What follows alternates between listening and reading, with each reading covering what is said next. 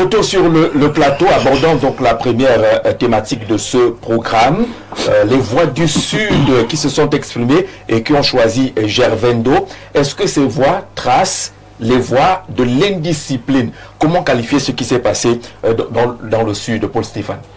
J'ai envie de dire que ça dépend de là où on se situe en réalité. Quand on est, j'ai envie de dire, trop institutionnel, on va parler d'indiscipline parce que dans chaque organisation, il y a des textes. Et quand on appartient à une organisation, il faut respecter ces textes-là. Mais sauf qu'en même temps aussi, il ne faudrait pas que ces textes deviennent une sorte d'entrave à la liberté, parce que n'oublions pas que la démocratie, c'est le pouvoir du peuple. Et ramener ça ici, on se rend compte pour le cas du Sud, bien évidemment qu'il y a la problématique de, comment on appelle ça, la discipline du parti, qui en réalité devient une sorte de musellement, j'ai envie de dire quoi, des populations. Parce qu'avec la discipline du parti, quand vous analysez bien, on a une sorte de démos sans kratos, c'est-à-dire un peuple qui n'a pas de pouvoir, c'est-à-dire un peuple qui n'a pas de dire, qui n'a pas la possibilité de dire qui doit, j'ai envie de dire, conduire le développement dans la localité. Ça fait donc que, avec les mécanismes de la discipline du parti et des textes du parti, généralement le peuple ne se reconnaît pas en le leader. Et généralement le leader, j'ai envie de dire, n'a pas de pression en termes de travail parce qu'il sait que son investiture généralement dépend des fauteuils qui sont à Yaoundé. Du coup, qu'il ait des résultats vis-à-vis du peuple ou pas, la décision de le reconduire ou de les conduire dépend généralement du comité central. Et je pense que, vu sur ce prisme, on ne peut pas parler d'indiscipline. On peut simplement parler d'une expression démocratique, c'est-à-dire des citoyens qui pensent aujourd'hui qu'ils devraient être au début et à la fin du choix de celui qui doit porter les aspirations de la localité. C'est de ça qu'il est question aujourd'hui. Mais est-ce que ce n'est pas une mauvaise façon de l'exprimer? Il y a quand même des cadres prévus pour s'exprimer, pour exprimer ce genre de vision. Je dis, pour moi, je pense que ce n'est pas une mauvaise façon de l'exprimer parce que généralement, il est dit quelque part dans la Bible qu'avec le fou, parfois, il faut se comporter comme un fou. Parce que quand vous analysez certainement, ils ont essayé à plusieurs reprises, mais on leur a opposé une fin de non-recevoir. Du coup, il faut passer à une vitesse supérieure pour leur faire comprendre. Parce que moi, j'analyse ça ici dans une logique futurologique. Ça veut dire qu'on est en train de leur dire que les élections municipales qui arrivent là, vous n'allez pas nous imposer les maires qu'on ne connaît pas comme vous avez l'habitude de le faire. Vous n'allez pas nous imposer les députés sous pli fermé.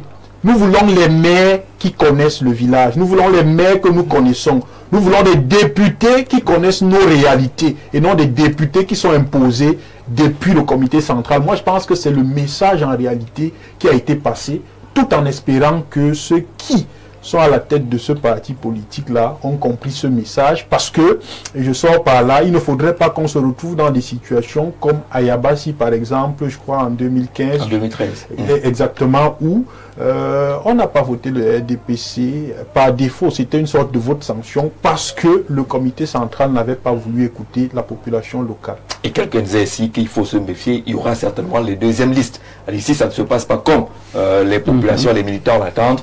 Ils vont sortir d'autres listes, d'autres partis politiques sur le terrain et ça va se jouer. Franck Masson, comment interpréter les voix du Sud qui se sont exprimées? Jean Jarzé, il faut déjà savoir que le chef de l'État, il est vieillissant, c'est d'ailleurs un honneur. Ce qui fait que d'ici quelques années, il ne sera plus là. Et on peut bien se rendre compte que le parti au pouvoir développe tout type de mécanismes pour se maintenir. Or, pour se maintenir, vous avez besoin d'avoir le monopole sur les pôles régionaux, le monopole sur les pôles départementaux et même les monopoles sur les pôles municipaux. Et on peut donc déjà comprendre que c'est ce qui explique en fait le fait qu'aujourd'hui on peut avoir 10 présidents des régions qui sont tous issus du même parti. Ça c'est une chose. Et je peux dire en politique c'est de bonne guerre. Le deuxième élément qui a retenu mon attention est ceci que quand on parle de la discipline se détermine toujours par la clarté et la perception de l'objectif. Or, en politique, l'objectif, la vision, c'est le projet de société dont les politiciens doivent incarner. Et plus loin, l'électorat même, c'est le prolongement de ce projet de société. on peut se poser la question de savoir quelle est la pertinence de la psychologie de cet électorat. Parce que là, nous sommes à une élection au suffrage universel indirect. Oui. Ça veut dire que ce sont les conseillers municipaux et les chefs traditionnels de deuxième, je pense, de premier ou de troisième degré, ou de premier degré, qui élisent en fait les présidents de région. Donc, ça veut dire que je pense que ce qui se passe devrait plutôt interpeller les populations. Parce que ce sont les populations qui ont participé à ce que les maires qui ont voté soient là. Et dans une certaine mesure, à ce que même les chefs traditionnels soient là. Parce que dans certaines localités, il arrive parfois que les chefs, ça se vote. Donc moi, je pense que c'est une situation qui devrait plutôt interpeller les populations sur les échéances électorales à venir. Parce qu'il est certain que... Est-ce que ce n'est pas passé au-dessus des textes? Si on part directement à cette interpellation, le comité central a rappelé ce que disent les textes du parti. L'éditorial de Christophe Mienzok ce matin dans les colonnes de l'Action rappelle ce que disent les textes et pense même que ce qui vient du Sud et de l'Est constitue un mauvais signal pour le parti. Oui, mais là maintenant, ça a tout un lien avec les batailles internes. Vous voyez, quand on parle du Sud, on sait très bien qu'il y a pas mal d'affinités qui se développent, ou alors qui se sont développées avec certains points du régime. Ce qui fait que c'est la guerre, en fait, au positionnement. Et cette guerre au positionnement donne lieu à des avis divergents. Dès lors que vous avez des avis divergents, ce sont ceux-là, en fait, je peux dire, qui bénéficient d'une proximité avérée avec les grands décideurs qui finissent par s'imposer. Et dans cette mesure, vous voyez très bien qu'on peut à un moment donné outrepasser même les textes. Parce qu'il faut savoir que la question des textes, ce sont les hommes qui font les textes. Et les hommes aussi ont le pouvoir de démonter ces textes selon que ça sert leur intérêt ou pas. Mais on ne les démonte pas comme ça, on ne se lève pas un matin, on démonte les textes. Il y a des instances qui appellent à ce que les textes soient revus. Pour le RDPC, c'est par exemple un congrès. Là, il n'y a pas eu de congrès. Donc, on va marcher avec les textes qui existent. Quand je parle de démonter les textes, ça veut dire qu'on peut développer des mécanismes subtils, mais visibles, que l'on a outrepassé en fait la logique des textes. C'est de ça en fait que je parle. Je ne parle pas de démonter, c'est-à-dire au sens de la légalité. Vous voyez? Donc, en fait, ça met quoi en lumière, ça met en lumière en fait le type de mentalité. On peut se poser une question à savoir. Est-ce les élections qui développent en fait une région, parce qu'on parle des élections régionales, ou alors le type de mentalité qui sera porté à la tête en fait de ces localités? Parce que dans le fond, ce ne sont pas les élections qui développent une région. Parce que si vous organisez une élection et qu'au finish, à la tête des régions, ou alors à la tête des localités, ce sont des individus qui, dans le fond, n'ont pas de vision, n'ont pas vraiment d'ambition. L'élection n'a pas été bonne. Mais une bonne élection est censée développer la région. Elle est censée développer. Elle part sur les bases d'un candidat, un projet. Oui, exactement. Elle peut développer, parce que là, c'est le projet que l'on vote. Là, on ne vote pas le visage, là, on ne vote pas les affinités, là, on ne vote pas un clan, mais on vote, en fait, un projet qui est supposé prendre en compte l'intérêt de la collectivité. Malheureusement, ce n'est pas toujours ce qu'on voit aujourd'hui. Emmanuel Benoum, comment comprendre l'attitude des conseillers régionaux du Sud, de l'Est et même du littoral? Est-ce qu'il y a une rébellion interne au sein du RDPC? Écoutez, après 43 ans de pouvoir, on peut penser que les Camerounais ont été anesthésiés par la dictature. Mais de plus en plus, on voit quand même, je ne suis pas sémioticien, mais les signes nous montrent qu'au sein même de... Les effets de l'anesthésie sont en train de finir. Voilà, le socle granitique est en train de se fissurer. Donc, ce qu'on voit présage de ce que les futures batailles ne seront pas faciles. Donc, moi, je suis d'accord avec ce qui se passe. Je ne suis pas d'accord avec mon... Ah, vous êtes d'accord parce que vous n'êtes pas du RDPC. Oui. Vous voulez que le parti... Non, je veux que la démocratie... C'est pas gentil. Je veux que la démocratie s'exprime. Parce que cette caporalisation des militants par cette soi-disant discipline du parti n'est pas de nature à produire des vraies élites. J'avoue, non. Même dans l'UDC, à la discipline du parti. Non, mais c'est pas ce genre de discipline qui caporalise les gens, où on ne peut pas voter celui qui est compétent ou qui a l'assentiment des populations, alors des électeurs, comme c'était les conseillers régionaux. Donc moi je pense que s'il y a de bonnes élections, ça produit le développement. Vous mettez en doute ce qui se passe aujourd'hui. Oui. Vous inspirez de quoi? De la dernière nature? Nous sommes dans la situation où nous sommes parce qu'il n'y a pas de bonnes élections. Et l'actualité récente des présidentielles nous montre bien qu'il n'y a pas de bonnes élections au pays. Hein? Si on prend l'exemple des démocraties centenaires, on va nous dire, oui, elles ont fait 200, 300 ans. Mais ici, à côté de nous, une bonne élection, c'est à côté de nous, il y a le Sénégal où le vainqueur félicite le vaincu. On peut le faire. Et vous savez que quand ça se passe comme ça... Vous ne le faites donc pas pourquoi? Vous ne félicitez pas les vainqueurs, pourquoi? Mais parce qu'il n'y a pas l'infrastructure électorale est décriée par tout le monde.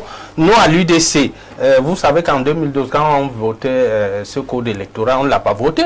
Et même l'allié du RDPC, lui, ne l'a pas voté. Donc c'est un code électoral d'un parti. Donc vous ne pouvez pas dire que nous sommes d'accord. Le choix de ne pas voter est démocratique aussi. Hein. Pardon? Le choix de ne pas voter, c'est la démocratie. Non, vous ne pouvez pas dire que vous êtes à l'Assemblée 6 partis, vous êtes le seul à voter un code, vous refusez le consensus et vous dites qu'il est opposable aux autres. Non. Donc moi je pense que ce que nous vivons présage de ce que le futur ne sera pas très clair. Une bonne élection, c'est pour le parti le bon respect des textes. Et la hiérarchie du RDPC incite sur le respect des textes. Sinon, vous allez dans ce qu'on a appelé un mauvais signal. Un parti aussi doit pouvoir faire respecter ses textes, non? Le respect des textes, c'est vrai qu'aucune entité, aucun groupe ne peut marcher sans discipline, nous sommes d'accord.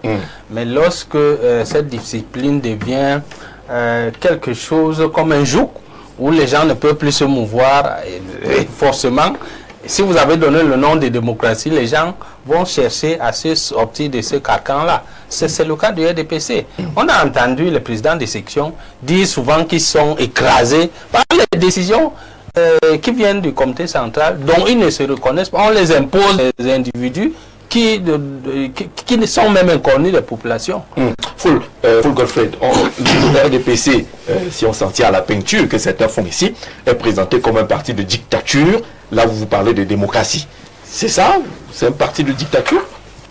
Vous savez, de l'extérieur, chacun peut décrire les couleurs de mon drap. Ah d'accord. Il faut que mon drap soit visible. Justement, tant que ce n'est pas visible, vous pouvez dire ce que vous pensez. Et bon, s'ils peuvent dire ça en regardant ce qui se passe à la surface, moi je dirais simplement que si il se trouvait en interne, il devait se rendre compte que si on parle du RDPC pendant 43 ans, certainement il y a un élément positif dans ce qu'il pense négatif. Et aujourd'hui, au vu de ce qui s'est passé, la démocratie. Souvenez-vous, on parle du rassemblement démocratique du peuple camerounais. Ça veut dire qu'il y a un pan de démocratie. Oui, certains ont cru qu'ils pouvaient fouler au pied la discipline du parti. Ils ont cru, ils l'ont fait. Bon, mais il faut dire que quand je dis, non, mais il faut dire l'indiscipline. Non, mais la majorité ont confirmé l'investiture du parti parce que dans toutes les autres régions, en dehors de l'Est, où il y a eu quelques couacs, mais sinon, ceux qui ont été investis par le parti ont été votés haut la main et ils ont eu quand même une majorité écrasante. Et ce qui Est-ce que ce n'est pas ça le problème? La question des investitures qui est décriée depuis des années. La question de... Vous savez, chaque parti a un objectif à atteindre. Oui. Et lorsqu'on parle des objectifs à atteindre, il y a quand même... ça ne doit pas être une cour du roi Pétro où chacun fait ce qu'il veut. Le parti a quand même un objectif à atteindre et il faut choisir. Sachez déjà que le RDPC fait confiance à la base. Et avant que vous arriviez à ce niveau-ci, il y a d'abord le dépôt de candidatures et ces candidatures sont sélectionnées par certains organes. On part de la section à la sous-section, de la sous-section au niveau départemental, du départemental au régional, du régional au comité central. Et le président national a même une voix qui porte sur tout ça. Et quand vous arrivez à ce niveau, ça veut dire que le parti a pu choisir les hommes qu'il faut à la place qu'il faut. Parce qu'il faut déjà faire dire que nous sommes ici, le problème se pose aussi ici au niveau du choix de l'exécutif. Mais ça ne voudrait pas dire que ceux qui ont été investis étaient incompétents, parce que ceux-là au moins avaient déjà quand même une voix, ça veut dire qu'ils sont passés par le critère de sélection. Ils ont respecté tous les sélections jusqu'à cette étape. Jusqu'à cette étape. Où ils ont dit que non, ce n'est plus bon. Mais à ce niveau, il y a quand même certains types d'équilibre qu'il faut faire prévaloir. Et en ce temps-là, vous voyez que le parti intervient. Mais si on intervient pour... Est-ce que le parti n'intervient pas un peu trop? C'est ce que semblent dire les militants, qu'il y a un peu trop de présence de la hiérarchie dans les choix qui doivent être ceux de la base. Bon, toujours est-il, il faut comprendre qu'au RDPC, c'est la démocratie qui prime. Si on a constaté que... Non, je vais vous dire... Non, monsieur Jean-Jacques, je vais vous dire ce qui s'est passé là, si c'était ailleurs... Si c'était ailleurs, je ne sais pas si c'est, je ne veux pas appeler les partis politiques ici, vous aurez dû entendre autre chose, mais on est passé quand même au vote. Ça veut dire que les voix démocratiques ont prévalu sur d'autres. J'espère qu'on n'avait pas sanctionné après. Mais quand vous dites ailleurs, on a vu des sanctions après. On a vu c'est le jeu démocratique qui s'est fait et que ceux-là ne vont pas être sanctionnés. Le linge sale, en principe, se lave en famille. Je crois que ce ne serait pas. C'est pas peut-être. Je vais vous rappeler les cas de figure qu'on a connus par le passé avec des sanctions. Oui, c'est pas la première fois que ça arrive, c'est arrivé et puis et chaque fois, entre-temps, puisque l'essentiel c'est de montrer de quoi on est capable. À un moment donné même, on a tendance à croire que c'est même de bonne guerre, parce que chacun peut montrer de quoi il est capable. Et s'il fallait...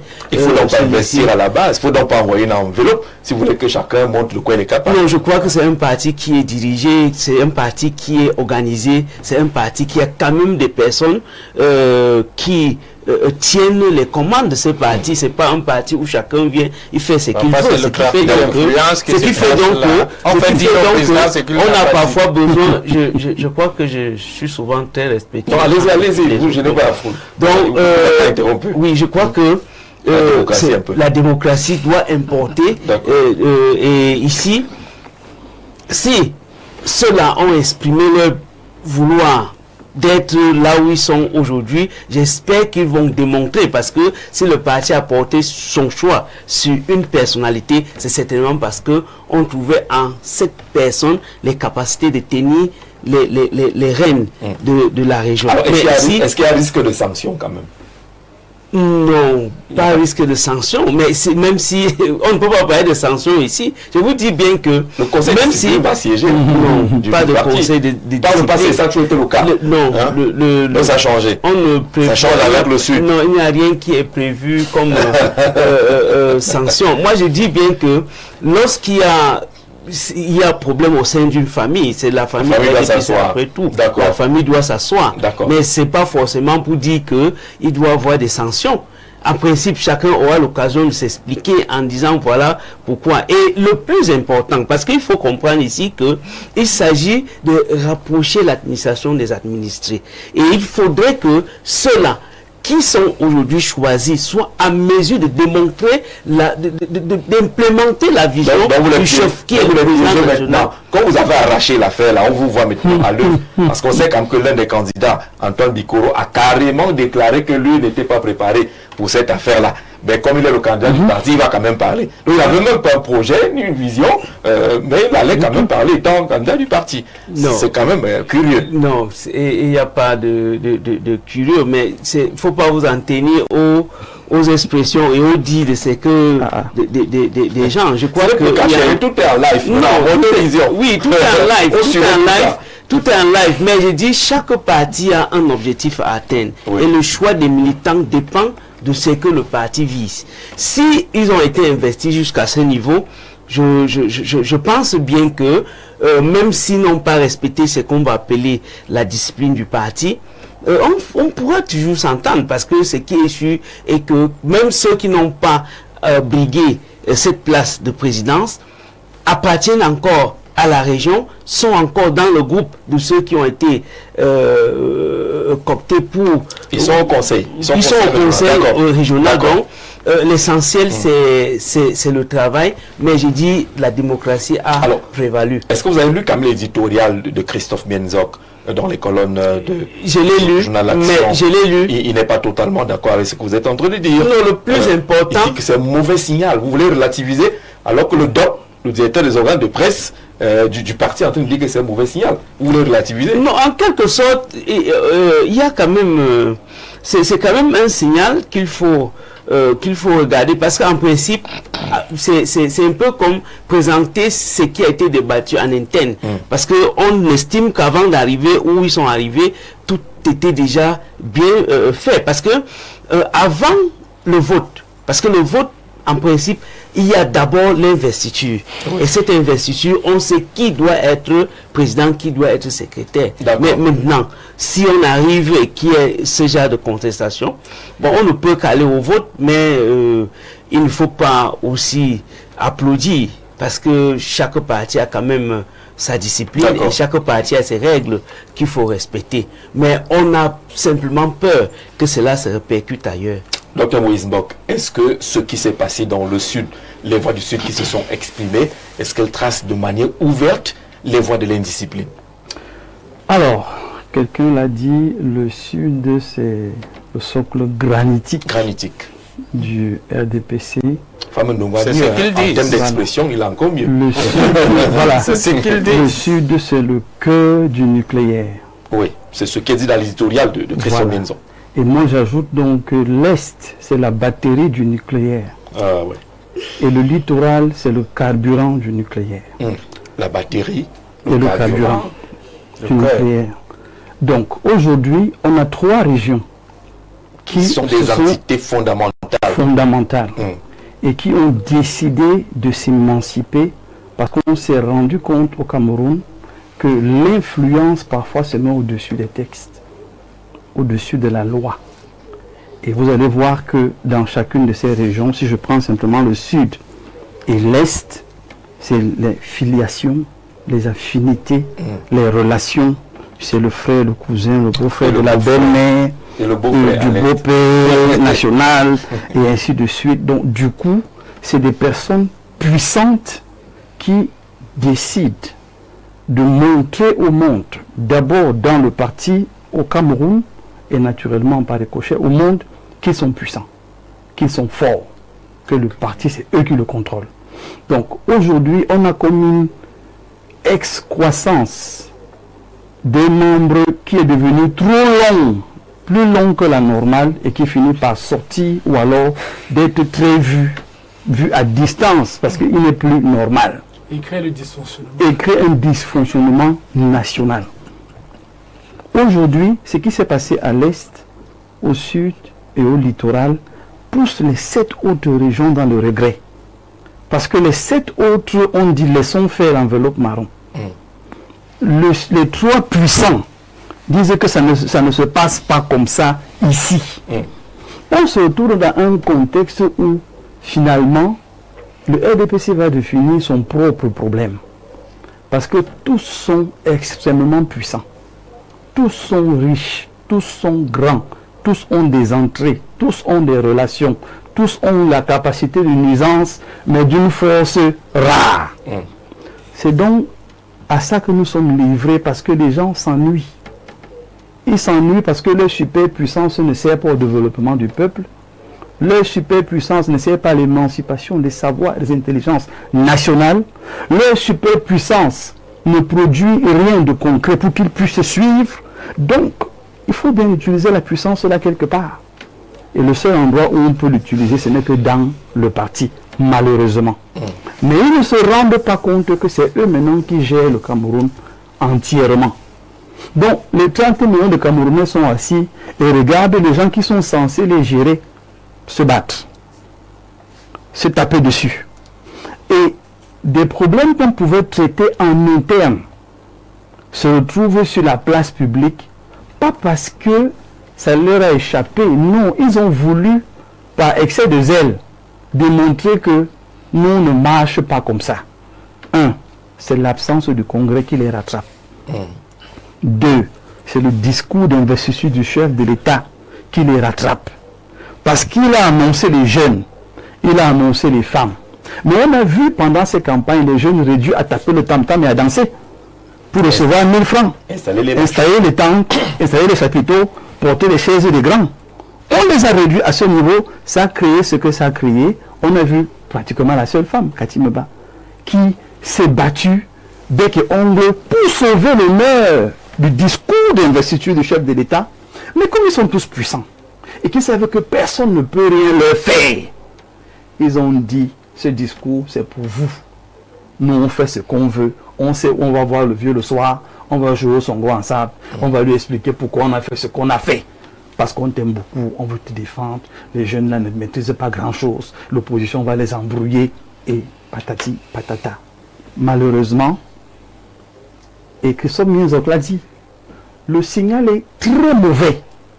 Il est très mauvais parce que les autres élections arrivent, les autres échéances arrivent.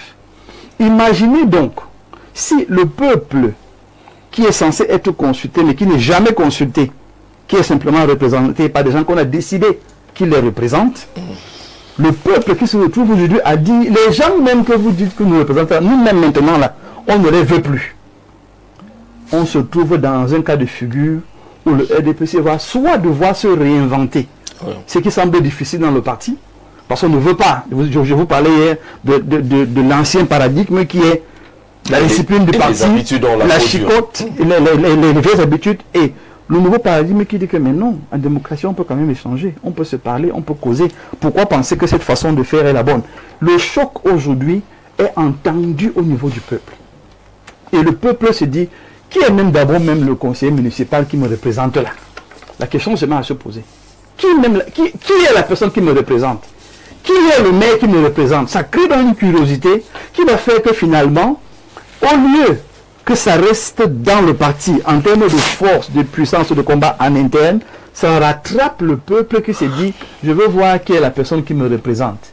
Et je veux valider la personne qui me représente. Si je ne valide pas, je boycotte la mairie, je boycotte tout ce qui est député, et le reste, on verra. C'est mauvais signe, parce que ça n'éduque pas positivement les populations. Ça n'éduque pas positivement les personnes qui ne sont pas d'accord avec ce qui se passe et qui cherchent le moyen de s'exprimer. Je vous promets que les prochaines échéances vont être compliquées pour le RDPC. Pour le RDPC, d'accord. Parce que ce cas-ci est en train d'ouvrir la boîte de Pandore. D'accord. Mauvais signal, dit Christophe Minzok. Chaque militant du RDPC pourra se faire son opinion et tirer des leçons, bonnes ou mauvaises, de ce qui s'est passé hier, mardi 16 décembre 2025, au cours de la session de plein droit au sein des conseils régionaux issus des élections du 30 novembre 2025. Il ajoute que conformément à ces traditions et à ces textes statutaires, le RDPC a désigné des mandataires dans les 10 régions pour encadrer et superviser les opérations en vue de la mise en place des exécutifs régionaux. En dépit de quelques rodomontades et coups de menton dans les réseaux sociaux, les directives du parti ont été globalement respectées à quelques exceptions près. Ainsi, les candidats ayant reçu l'investiture du parti confirmée au sein du groupe régional composé des élus du RDPC ont été pour la plupart élus haut la main avec des scores proportionnels à la confiance que les militants accordent au président national et aux instances dirigeantes du parti. Dans la région de l'Est, un candidat s'est non investi a cru devoir maintenir sa candidature en bravant les consignes de discipline. Il a été régulièrement battu. Le cas qui interpelle le plus reste celui de la région du Sud où la session de plein droit a dû être reportée sine die par le gouverneur de la région représentant l'État. Quelle image, s'exclame Christophe Minzok. En effet, certains conseillers régionaux ont décidé de rejeter ce qu'ils appellent de manière péjorative le pli fermé du comité central, autrement dit les camarades choisis par la hiérarchie du parti. Quelle que soit l'issue de ce bras de fer entre le parti et certains de ces élus qui pourtant eux-mêmes ont bénéficié de l'investiture pour être sur la liste des candidats, il s'agit d'un mauvais signal, d'autant plus mauvais et dangereux qu'il provient du Sud, région natale du président de la République, président national du RDPC, longtemps considéré comme socle granitique du parti. Tout est dit dans cet extrait de l'éditorial de Christophe Minzok. C'est une patate chaude qu'il va falloir gérer à l'approche de ces élections, Emmanuel. Des prochaines échéances, en tout cas. Vous avez suivi, moi je n'ai pas lu. Donc c'est pour cela qu'on a partagé quelques lignes. C'est pas ma tasse de thé de lire Il faut l'éditorial de qui concerne son parti. Mais je vous ai dit presque ce qu'il a dit là. Que si vous analysez les signes, c'est quelque chose de mauvais parce que ça vient du Sud qui est censé donner l'exemple, qui est la référence. Et là, ça va donner du grain à moudre aux futurs candidats. Parce que je me souviens par exemple que lorsqu'on élisait le maire de la ville de Douala il y a 5 ans, c'était grave. Au point que certains ponts du régime ont dû sortir des dossiers de justice pour décourager les gens de retirer les candidatures. On a des dossiers. Voilà. Donc vous voyez que ça va donc donner des idées à certains candidats que bon, si au Sud ça se passe comme ça, alors nous aussi on peut faire autant. Donc ça je suis tout à fait d'accord avec M. Mbok pour tout ce qu'il a dit. Franchement, lorsque la cocotte est comprimée jusqu'à un certain niveau, elle peut exploser. Et c'est le cas du RDPC en ce moment.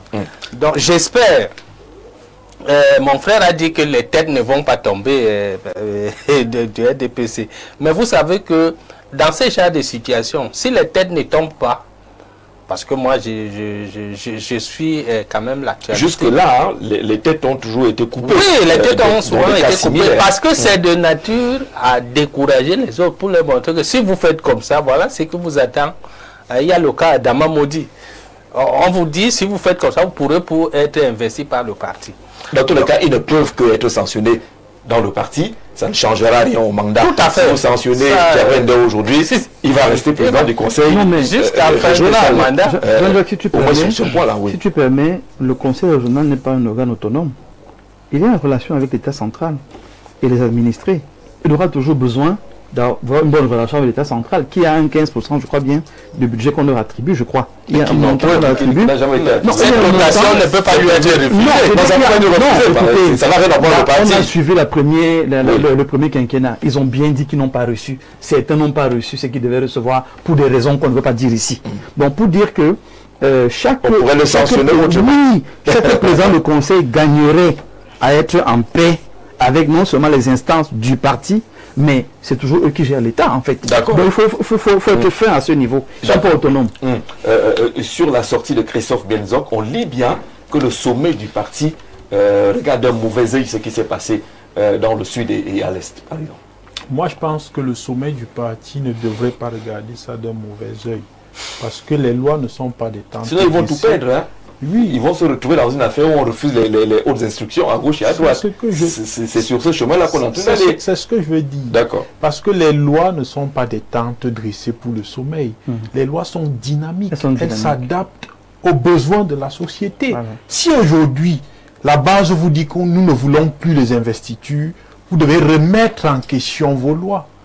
Et j'ai envie de dire, vous ajournez par rapport à la base. Parce qu'en réalité, c'est la base qui est votre force. Ce n'est pas vous qui êtes la force de la base. Le parti politique, c'est sa base électorale. Et alors, si la base vous dit que nous ne voulons plus avoir des personnes imposées par le comité central, on doit simplement comprendre ça. Et en même temps, quand vous poussez l'analyse un peu plus loin, ou quand vous faites une analyse politique ou même politologique de la technique d'investiture, ça va peut-être choquer les gens. Vous allez vous rendre compte qu'il y a un esprit malsain derrière l'investiture. Parce que dans la loi, il y a son esprit. En réalité, quand vous analysez l'esprit de l'investiture, il s'agit, ou il est question, de ne pas fabriquer des leaders populaires qui pourraient nous faire concurrence dans notre localité.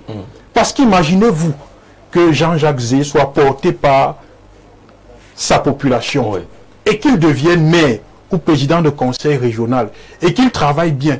Du coup, il devient un caillou dans la chaussure pour l'élite qui rencontre le président de la République et le président national chaque jour. Du coup, qu'est-ce qu'il faut faire? Il faut choisir des personnes, parfois, qui sont peut-être médiocres ou moins efficaces que Jean-Jacques Zé, les mettre à la tête de certaines institutions pour qu'on continue à être la seule élite ou la seule personne qui représente la localité. En réalité, voilà ce qui se cache derrière les investitures. Parce que quand vous faites une sociologie des investitures et du rapport de force qui existe souvent, vous allez vous rendre compte que généralement, c'est celui qui est populaire qu'on dit qu'il va être le deuxième adjoint. Pourtant, ceux qui sont sur le terrain, les relais du RDPC disent que ces investitures sont les choix du président national lui-même. Je ne suis pas très certain parce que, je dis bien, quand vous faites une sociologie, vous allez vous rendre compte qu'en réalité, on dit souvent à celui que la base voudrait qu'il soit le maire, on lui dit que non, c'est toi qui vas être le deuxième adjoint. Et on va prendre un maire qui ne connaît même pas le village, qui ne connaît même pas l'arrondissement. Je ne sais pas où on va le ramasser, on lui dit que c'est toi qui vas être maire. Et en réalité, puisqu'il n'est pas redevable au peuple, il sait que il est maire parce qu'on a décidé au lac qu'il soit maire. Du coup, qu'il atteigne les objectifs ou pas, il sera reconduit. Donc moi, je pense que le RDPC devrait se remettre en question et intégrer le fait que les lois ne sont pas des tentes dressées pour le soleil, permettre aux populations locales de pouvoir choisir qui doit conduire le développement local. Vous avez évoqué deux aspects, l'investiture et l'élite. Je vais réveiller un peu mes souvenirs. En 2013, on avait déjà mis la question sur la table.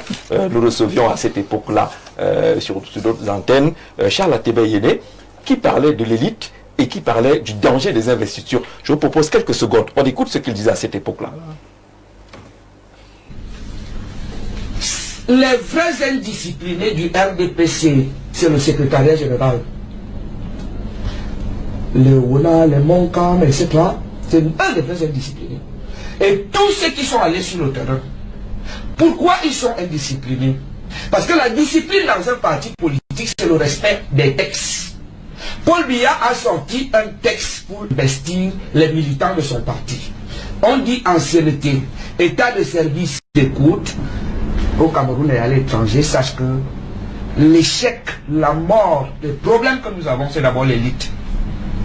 Parce que l'élite, qui est une imposture, c'est-à-dire que les gens sont devenus riches, grands, sans savoir comment ils ont fait. Ils refusent de déclarer leurs biens et sont dans le clientélisme, les micmacs, imposent l'homosexualité, les PD, les crimes rituels. C'est l'élite.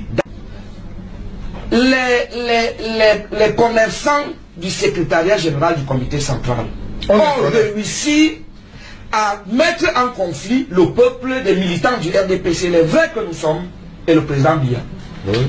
Parce qu'en réalité, ils utilisent le nom du président Biya comme les marabouts utilisent la Bible. Vous savez que dans tous les marabouts ont la Bible. C'est-à-dire qu'ils tournent comme ça, ils appellent le diable, ils tournent comme ça, ils appellent Jésus.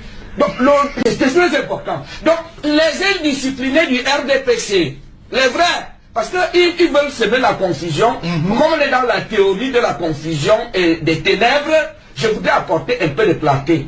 Militants du RDPC, les vrais indisciplinés, c'est le secrétariat général. Ce sont les délégués régionaux, ce sont les communaux qui n'ont pas respecté la circulaire du président Paul Biya. Il faut que cela soit connu et su. Et il faut...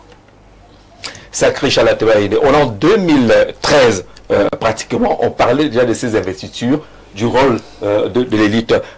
Franck. C'est toujours d'actualité. Ça me pousse justement à lire une définition brève de ce que c'est qu'une élite. Oui.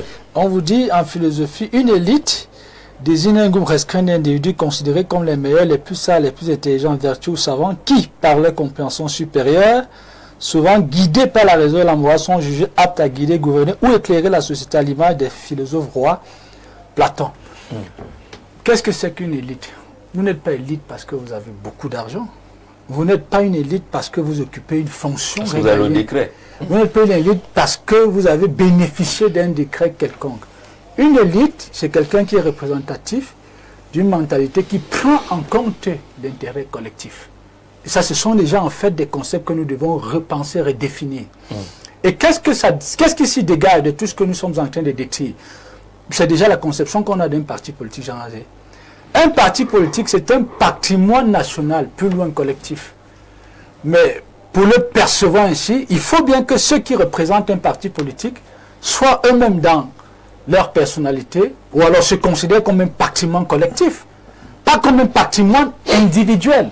C'est là le problème. les partis politiques se gèrent par d'aucuns comme des propriétés privées. Voilà, c'est la chose de papa, c'est la chose de l'oncle, et je peux en faire ce que je veux. Mais seulement, ce qui m'intrigue le plus, c'est ceci que, voyez-vous, ces précurseurs dans le fond à l'autodétermination en fait des populations. Parce que je pense que ça devrait ouvrir les yeux aux populations. Et que les populations soient de plus en plus, je peux dire, sensibles à la personne sur qui elles devraient porter leur espoir à l'avenir, de telle sorte que l'on ne se retrouve plus à la tête des partis, alors dans certains instants qu'on se retrouve avec les personnes qui ne roulent qu'en fait pour leur intérêt personnel. Mais dommage que la plupart des leaders d'opinion, des leaders politiques, ont pu créer des schismes même dans les populations, même dans l'électorat. Parce que très souvent, quand une dynamique en rapport avec des revendications nobles se soulève, on va très souvent exploiter les individuels pour tuer les mobilisations dans l'œuf. Donc, je pense qu'il revient justement aux populations, à l'électorat distingué, de prendre conscience en fait des enjeux. Ça veut dire quand vous portez votre choix sur quelqu'un parce qu'il est de votre famille, parce qu'il est de votre région, alors parce que certains choix, Franck, ont été contestés du fait que l'élite voulait imposer quelqu'un qui est proche. Ce que Charles Adoua a appelé la République des liens. Oui, il y a toujours un cousin, un beau-frère, quelqu'un de la même tribu, de la même communauté qu'on veut imposer. C'est là où ça s'est un peu bloqué dans certaines régions. Oui, ce que je dis, c'est quoi? C'est que ceux qui ont justement la possibilité de créer tout ce désordre-là, mais ce sont des personnes qui, autrefois, ont été élues, en fait, par les populations. Donc, vous voyez que le problème, il faut le traiter à la base. Et il revient justement aux populations de le faire. Ça interpelle, en fait, le sérieux alors et la responsabilité des populations. Jean-Georges, une élite, c'est pas un sophiste. Non, vous n'êtes pas un sophiste. La plupart des politiciens, il y a des sessions, sont des sophistes. Et je pense que c'est précurseur à ce que les populations à l'avenir prennent des bonnes décisions. D'accord. Alors, vous avez écouté Charles Ateba-Hiné tout à l'heure, on est d'accord que c'est un sujet fortement d'actualité. Oui, le sujet est fortement d'actualité pour la simple raison que les réformes ne suivent pas. C'est-à-dire que depuis beaucoup d'années, le Cameroun est resté tourné sur lui-même. Je prends le cas du Minépat. On fabrique les champions nationaux pour le Cameroun. Pourtant, on devrait fabriquer des champions nationaux pour attaquer l'international. Ce qui fait que tant qu'on est resté sur notre nombril, on va penser que mettre un cousin, une nièce, une tante pour remplir la formalité est normal. Parce qu'il n'y a pas de défi, il n'y a pas de compte rendu, il n'y a pas d'objectif à atteindre. Mais il faut absolument qu'il y ait des réformes. Quand il y a des réformes, il y a une vision qui est claire, des objectifs à atteindre et des cibles qui sont connues, je vous promets que votre cousin devient un élément à ne pas exposer.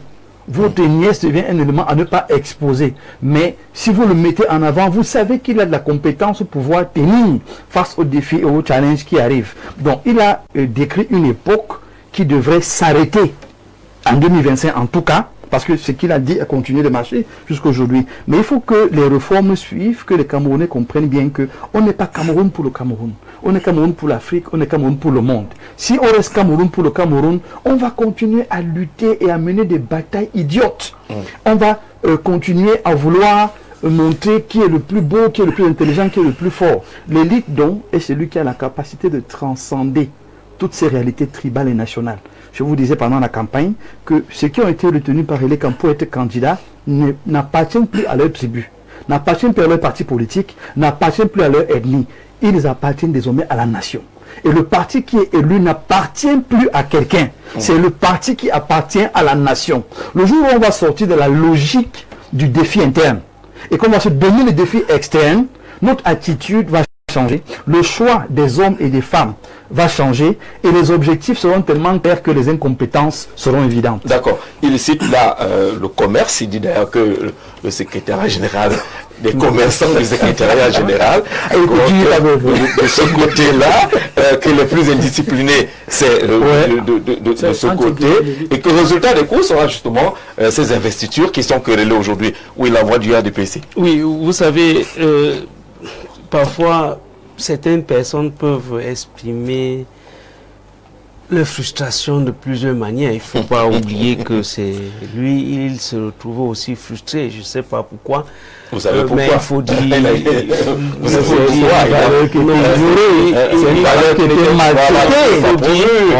Oui, il faut dire que nous parlons d'un cas qui est un cas exceptionnel et qui est un cas peut-être particulier parmi tant d'autres, parce qu'il faut comprendre que il y a eu 10 régions, et les 10 régions, c'est le RDPC quand même qui a gagné dans toutes ces régions-là, et qui devait avoir un président de région. On n'a pas eu tous ces mêmes, on n'a pas eu, les problèmes n'ont pas été les mêmes, et la discipline a été respectée, et que nous parlons d'autre chose. Ah d'accord. Donc, si c'est des régionales, là vous étiez ça. Si vous intervenez, ça veut dire que nous ne parlons pas de la même chose. Oui, donc, je dis que c'est un cas isolé. Qu'est-ce qu'il y a un cas isolé? C'est qui s'est passé oui, c'est le cas du Sud. Il y a un peu de littoral. Mais, oui, un peu de littoral, mais justement, c'est granitique. Oui, c'est peut-être parce que ça venait du Sud que ça fait trop d'écho, mais il faut dire vous avez vu des coups de fil? Il faut dire que le gouverneur a souffert hier de coups de fil. Le délégué Joseph Lé, le téléphone a sonné à gauche et à droite. Le président Jean Ndongo, chef de délégation régionale, est descendu lui-même sur le terrain, essayé de bousculer. Oui, personne n'a dormi là-bas. Le RDP, ce n'est pas un parti statique, c'est un parti dynamique. Ça veut dire que ce qui s'est passé au Sud, de 2013, c'est qui reviennent aujourd'hui. Ce qui s'est passé au Sud, mais en principe, vous savez, dans la vie est faite des hauts et des bas. Vous ne pouvez pas traiter éternellement. C'est-à-dire que ça peut arriver. Donc ça veut dire que ça va servir d'exemple, puisque c'est pas la seule élection.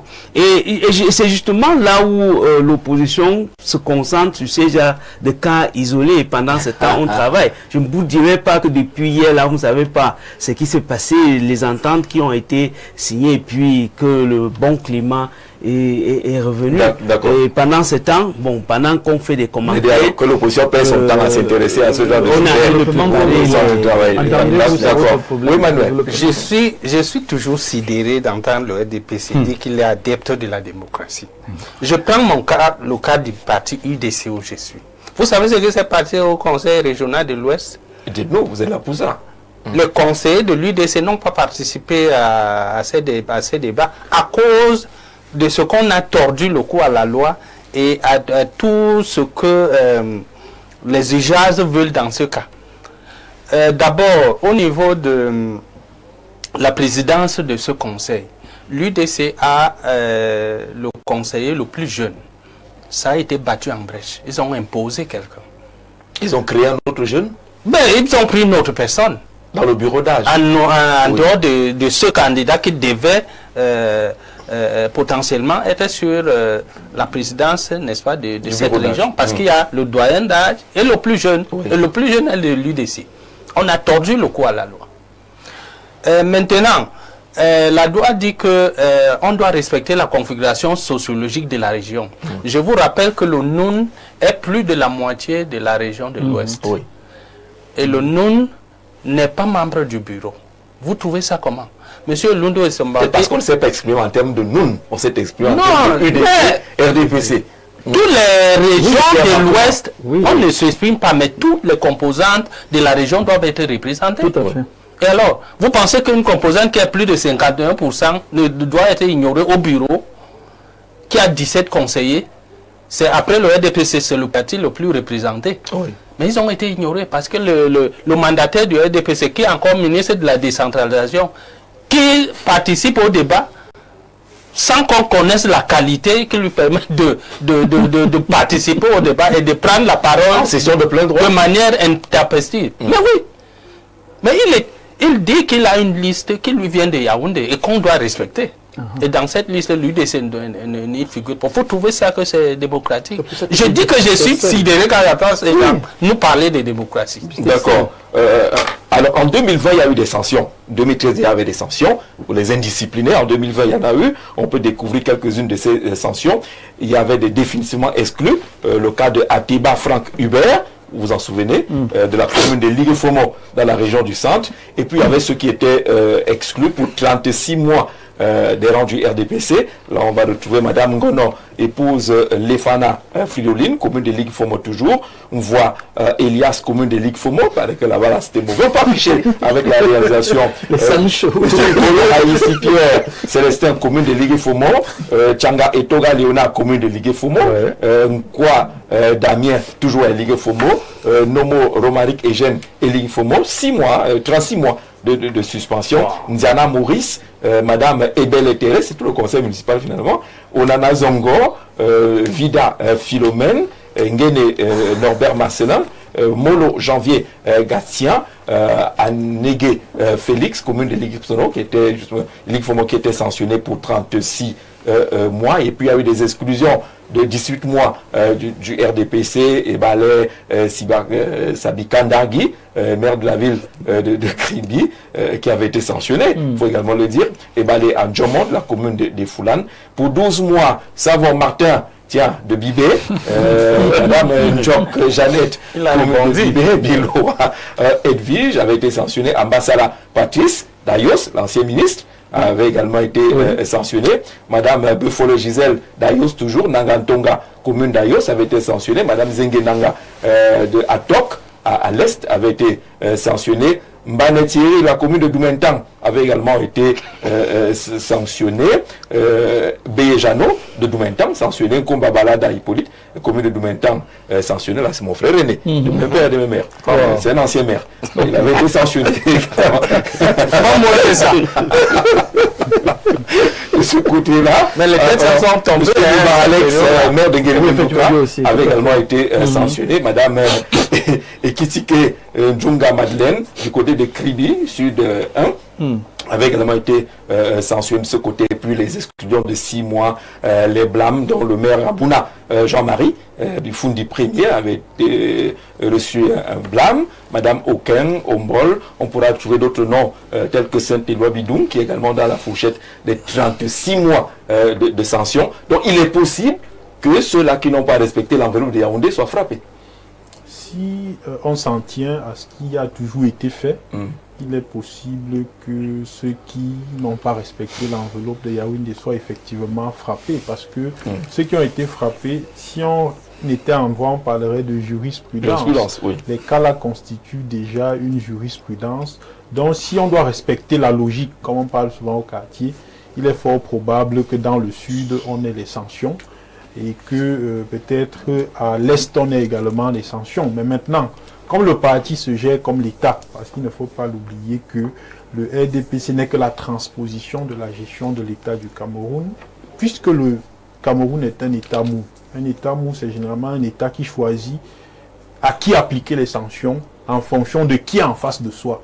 Est-ce que comme les cas d'indiscipline viennent du Sud, est-ce qu'on ne va pas balayer ça d'un revers? Avec Katimeba et les autres. Justement, c'est la question qu'il faudrait qu'on se pose aujourd'hui. Sauf qu'en le faisant aussi, on enverrait un signal. Un autre mauvais signal. Qui signifierait que le RDPC serait le patrimoine du Sud et d'une certaine famille. Donc je pense que s'ils nous écoutent, qu'ils sanctionnent, parce que je l'ai dit ici au départ, chaque organisation a des textes. Et quand on est membre d'une organisation, on doit les respecter. Ça veut dire donc que, puisque la loi est générale et impersonnelle, ça veut dire qu'on la conçoit, elle ne vise personne. Ça veut dire que les indisciplinés du Sud doivent être sanctionnés conformément à la réglementation en vigueur au sein du Rassemblement démocratique. Ça a été rappelé avant le scrutin par le secrétaire national de la communication.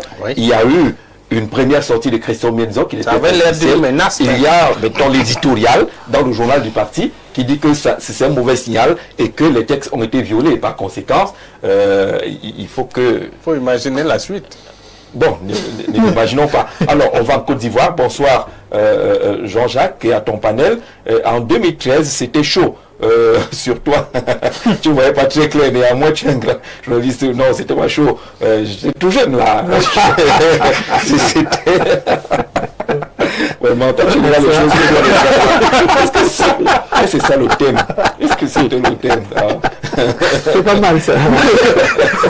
Ibrahim Bahut. J'ai envie de dire que c'est la couleur à l'image, c'est quand même une vieille image. Elle date de 2013. Et là, elle a été transférée plusieurs fois. Elle a circulé, téléchargée, partagée, ainsi de suite, plusieurs fois. D'ailleurs, on remercie Patrice Assigayene qui nous a proposé ces belles images-là. Bonsoir Jean-Jacques Zé, et à ton riche panel, aux nombreux Camerounais et autres à travers le monde. Un jour, en villégiature dans l'arrondissement de Vengue, j'ai entendu un enfant expliquer à son ami ce qu'était une élite, une grosse voiture noire, une grosse roue derrière. Voilà, alors l'élite, Joe Frazier depuis Vengue. Voilà. C'est ça l'élite là-bas. Si vous avez la voiture noire, avec une roue derrière, parce que c'est pas toutes les voitures qui ont une roue derrière. aussi assez dans l'immatriculation, c'est parfait. Les hommes viennent là-bas. Bonsoir à vous sur le plateau et bonne thématique, s'il vous plaît. M. Jean-Jacques Zé, le président de la République du Cameroun, est natif ou ressortissant de quelle région? Centre ou sud? Alors, c'est une vraie question, moi je ne sais pas. Il est camerounais. Vous posez la question. Il est camerounais. Voilà.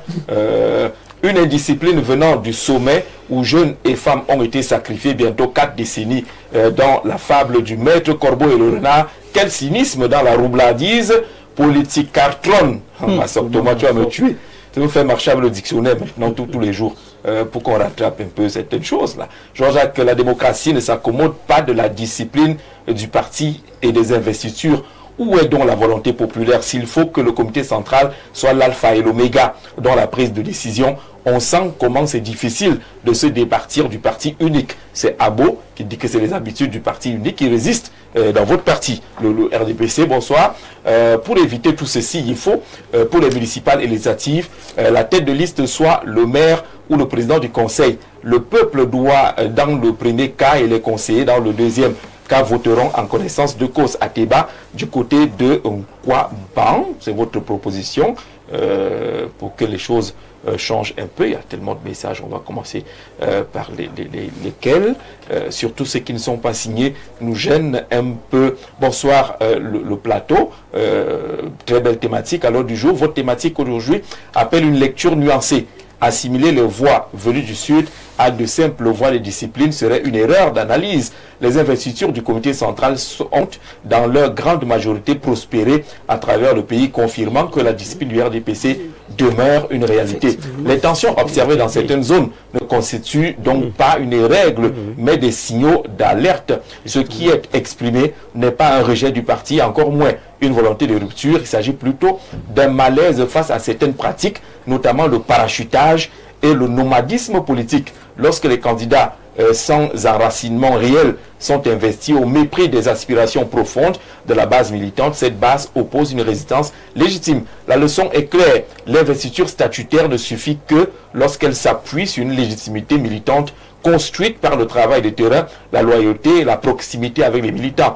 Là où ces critères sont respectés, la discipline suit naturellement. Là où ils sont ignorés, le vote sanction devient un symptôme non discipline, mais d'un dysfonctionnement en amont qu'il appartient aux dirigeants du parti de corriger. À l'avenir, Jean-Calvin Mendim, depuis Bertois, merci pour cet exposé. Monsieur Zé, je suis Noam Gono Laurent Achille, depuis Yaoundé. Bonne thématique, sans être excessif. Je crois que le parti qui se porte le plus mal au Cameroun, parlant de la véritable expression de la démocratie, c'est le RDPC. C'est un vous répondez directement non comme moi.